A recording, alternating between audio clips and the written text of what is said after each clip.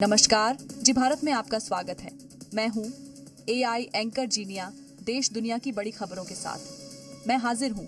सबसे पहले बात अग्निवीर जवानों से जुड़ी खबर की। लंबे समय से अग्निवीरों पर चल रहे विवाद के बीच अचानक अग्निवीरों की तो बल्ले बल्ले हो गई। यूपी समेत 5 राज्यों ने एक बड़ी खुशखबरी दे दी।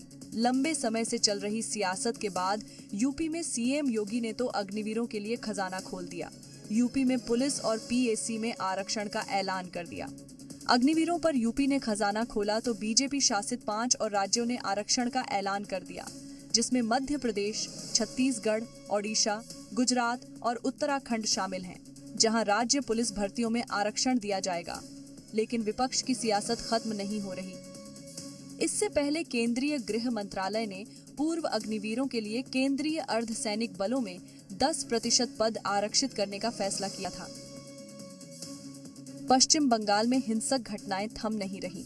नया मामला जलपाईगुड़ी से है। एक शख्स को पेड़ से बांधकर इतना पीटा गया कि उसकी मौत हो गई। मरने वाला शख्स कांग्रेस का कार्यकर्ता बताया गया है।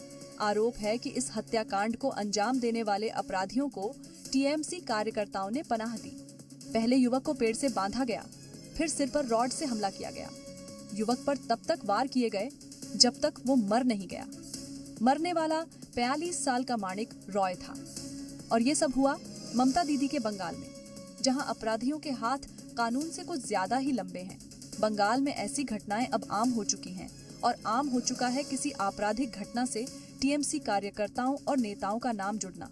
आरोप है कि माणिक रॉय को पेड़ से बांधकर तब तक पीटा गया जब तक उसकी मौत नहीं हो गई, और ये सब जलपाईगुड़ी के मैनागुड़ी में हुआ। माणिक रॉय की पत्नी ने 11 लोगों के खिलाफ मैनागुड़ी थाने में नामजद एफआईआर दर्ज कराई है, जिसके बाद पुलिस ने 5 लोगों को गिरफ्तार किया है। शुरुआती जांच के बाद पुलिस ने दावा किया कि मामला पुरानी रंजिश के चलते हत्या का है। माणिक रॉय का आरोपियों के साथ 5 साल पहले झगड़ा हुआ था। दोनों पक्षों के बीच विवाद रेत के खनन को लेकर था। विवाद बढ़ा तो माणिक रॉय सिलीगुड़ी चला गया था और कुछ दिन पहले ही वापस मैनागुड़ी लौटा था। मैनागुड़ी लौटने के बाद माणिक को आशंका थी कि उस पर हमला हो सकता है। इसी आशंका को लेकर उसने पुलिस में शिकायत भी दर्ज कराई थी। यूपी के सीएम योगी और डिप्टी सीएम दिल्ली में हैं, तो वहीं लखनऊ में बैठे बैठे अखिलेश यादव यूपी सरकार में चल रही खींचतान पर चुटकी ले रहे हैं। साथ ही अपनी पार्टी के बागी नेताओं पर भी हंटर चला रहे हैं। एक बार फिर यूपी की राजनीति जुबानी जंग के नए दौर में पहुंच गई है। इशारों इशारों में यूपी सरकार में चल रही खींचतान पर एक बार फिर समाजवादी पार्टी के अध्यक्ष अखिलेश यादव ने चुटकी ली है। उनके निशाने पर केशव प्रसाद मौर्य हैं। उनके शब्द भेदी बाण वाईफाई वाले हो चले हैं। अखिलेश के बयान पर पलटवार करने में बीजेपी ने जरा भी देर नहीं की और केशव प्रसाद मौर्य ने सोशल मीडिया पोस्ट पर लिखा कि सपा बहादुर अखिलेश कांग्रेस का मोहरा है। बीजेपी को लेकर गलत फहमी न पाले, अति पिछड़ों को निशाना बनाने से बचे, समाजवादी पार्टी को बचाने पर ध्यान दें। बीजेपी 2027 में 2017 को दोहराएगी। राजस्थान में विधानसभा का सत्र चल रहा है। शुक्रवार को इस सत्र के दौरान कोटा के 2 विधायकों के बीच की बातचीत सामने आई है, जहां बोलचाल के दौरान गालियों का भी इस्तेमाल हुआ है। राजस्थान विधानसभा में कांग्रेस विधायक शांति धारीवाल की भाषा को लेकर विवाद छिड़ गया है। दरअसल शांति धारीवाल शुक्रवार को सदन में भाषण दे रहे थे। जब उनका भाषण का समय बीत गया तो उप सभापति संदीप शर्मा ने उन्हें टोका। बस टोकने का यही पूरा वाकया विवादित हो गया। अब बातचीत के फ्लो में शांति धारीवाल ये बात बोल गए या जानबूझकर ऐसा कहा, ये तो बहस का विषय है, लेकिन उनकी ये भाषा खुद की पार्टी के नेताओं को भी ठीक नहीं लगी। भारी बारिश के बाद ओडिशा में आलू संकट बढ़ गया है। ओडिशा के बॉर्डर पर पश्चिम बंगाल से आने वाले आलू के कई ट्रक खड़े हुए हैं। पूर्व सीएम नवीन पटनायक ने ममता बनर्जी को इसमें हस्तक्षेप करने की अपील की है। ओडिशा में भारी बारिश की वजह से आलू की सप्लाई में कमी आ गई है, जिससे बाजार में आलू की कीमतें अचानक बढ़ गई हैं, जिससे आम जनता को परेशानी का सामना करना पड़ रहा है। ओडिशा के पूर्व मुख्यमंत्री नवीन पटनायक ने इस संकट पर पश्चिम बंगाल की मुख्यमंत्री ममता बनर्जी को पत्र लिखकर हस्तक्षेप करने की अपील की है। लेटर में पटनायक ने कहा, मुझे मीडिया से पता चला है कि आलू से लदे ट्रकों की लंबी कतारें पश्चिम बंगाल ओडिशा सीमा पर इंतजार कर रही हैं। मैं आपसे अपील करता हूं कि कृपया इस मामले में हस्तक्षेप करें और ओडिशा को आलू की सप्लाई सुनिश्चित करें। वहीं ओडिशा सरकार ने हालात को संभालने के लिए यूपी से आलू खरीदने पर बातचीत शुरू कर दी है। ओडिशा के खाद्य आपूर्ति मंत्री कृष्ण चंद्र पात्रा ने अधिकारियों को निर्देश दिया है कि जो भी कारोबारी आलू को महंगे दामों पर बेच रहे हैं, उनके खिलाफ सख्त कार्रवाई की जाए।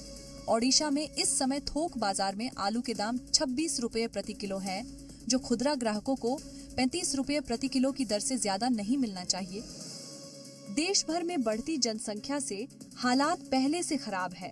ऐसे हालात में पंचायती निरंजनी अखाड़ा के महामंडलेश्वर ने कुछ ऐसा कर दिया कि विवाद खड़ा हो गया। एमपी की धार्मिक नगरी उज्जैन में श्रीमद् भागवत कथा का आयोजन चल रहा था।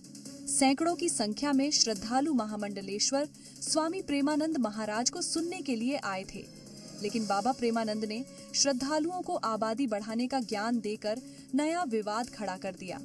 अपने श्रद्धालुओं को सनातन का पाठ पढ़ा रहे। स्वामी प्रेमानंद यहीं नहीं रुके। स्वामी प्रेमानंद ने सनातनियों को भविष्य की पूरी पिक्चर भी दिखाई। मौसम विभाग ने दिल्ली समेत मध्य भारत में तेज बारिश का अलर्ट जारी किया है। मौसम विभाग ने हिमाचल, उत्तराखंड, राजस्थान में 48 घंटे भारी बारिश की चेतावनी जारी की गई है। वहीं दिल्ली के लिए ऑरेंज अलर्ट भी जारी किया है। दिल्ली वासियों को भारी बारिश और संभावित जल जमाव से सतर्क रहने की सलाह दी गई है। दूसरी तरफ गुजरात और महाराष्ट्र के लिए रेड अलर्ट जारी किया गया है। इन दोनों राज्यों में अत्यधिक भारी बारिश का अनुमान जताया गया है, जिससे बाढ़ और दूसरी आपदाओं का खतरा बढ़ सकता है। कर्नाटक, गोवा और मध्य प्रदेश में भी ऑरेंज अलर्ट जारी किया गया है। यहाँ पर भी भारी बारिश का अनुमान जताया गया है, जिससे जनजीवन प्रभावित हो सकता है। उत्तर भारत के हिमाचल, उत्तराखंड समेत राजस्थान में भी मौसम विभाग ने भारी बारिश की चेतावनी जारी की है। पहाड़ी इलाकों में लैंडस्लाइड और बाढ़ के खतरे का अनुमान जताया गया है। अगले आने वाले 48 घंटों में देश भर में भारी बारिश का अनुमान जताया गया है। लोगों को सतर्क और सुरक्षित स्थानों पर रहने की सलाह दी गई है। पंजाब, हरियाणा और यूपी में भी मौसम विभाग ने बारिश का अलर्ट जारी किया। भारत समेत पूरी दुनिया पर कार्बन डाइऑक्साइड के बादल मंडरा रहे हैं, जिसके अमेरिकी अंतरिक्ष एजेंसी नासा ने एक नक्शा पेश किया। नासा ने सुपर कंप्यूटर से तैयार एक नया हाई रिजोल्यूशन मॉडल जारी किया, जिसमें पूरी दुनिया में कार्बन डाइऑक्साइड के स्तर को देखा जा सकता है। इस मॉडल को नासा की साइंटिफिक विजुअलाइजेशन स्टूडियो ने तैयार किया है, जिसमें दावा किया गया है कि दुनिया भर के ऊपर कार्बन डाइऑक्साइड के खतरनाक बादल मंडरा रहे हैं। जनवरी से मार्च 2020 तक कार्बन डाइऑक्साइड के बढ़ते लेवल की जानकारी देता है।